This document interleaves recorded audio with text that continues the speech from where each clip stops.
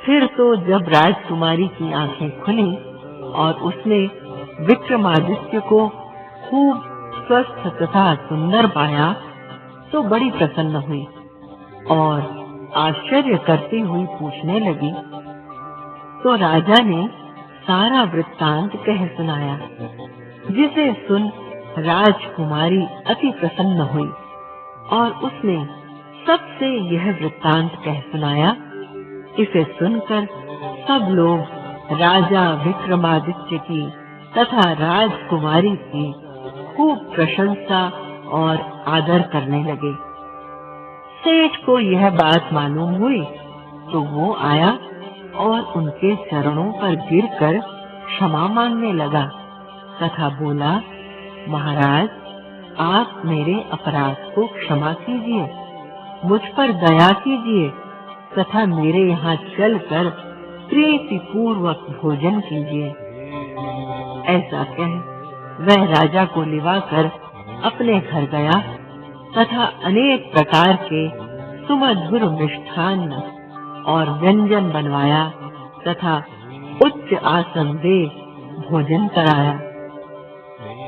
उसी समय राजा ने एक आश्चर्य की बात देखी कि जो खूंटी हार निगल गई थी, वो पुनः उगल रही थी, जिसे राजा ने सबको दिखाया और कहा कि आप देख लीजिए, पहले मेरे ऊपर शनि देवता का प्रकोप था, जिसके कारण यह खूंटी हार निगल गई थी, परंतु अब प्रकोप हट गया, अतः खूंटी हार उगल रही है।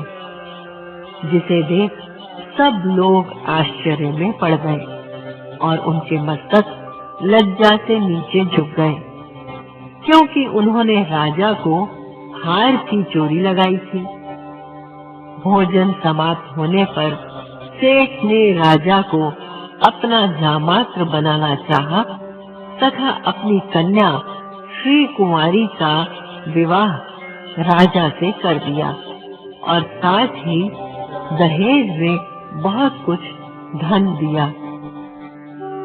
इस प्रकार सुखपूर्वक उस नगर में रहते हुए राजा को अपनी राजधानी उज्जैन की याद आई और वे अपनी दोनों पत्नियों और उनके साथ मिले हुए दहेज को लेकर चल पड़े।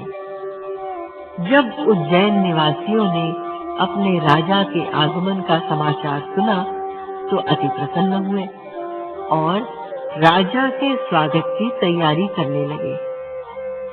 इस प्रकार बड़ी प्रसन्नता से राजा अपने भवन को पधारे। फिर तो सारे शहर में बड़ी खुशी मनाई गई और रात्रि में दीपक जलाया गया। राजा ने सारे शहर में शनि देव की महिमा का गुणगान करवाया तथा यह कहा कि शनि देव सब ग्रहों में बड़े हैं। सब लोग शनि देवता की प्रसन्नता के लिए चींटियों को आटा डाला करें। जो मनुष्य इस कथा का श्रवण करता है, उसके समस्त दुख दूर हो जाते हैं और उनकी मनोकामना शनि देव की कृपा से पूर्ण होती है।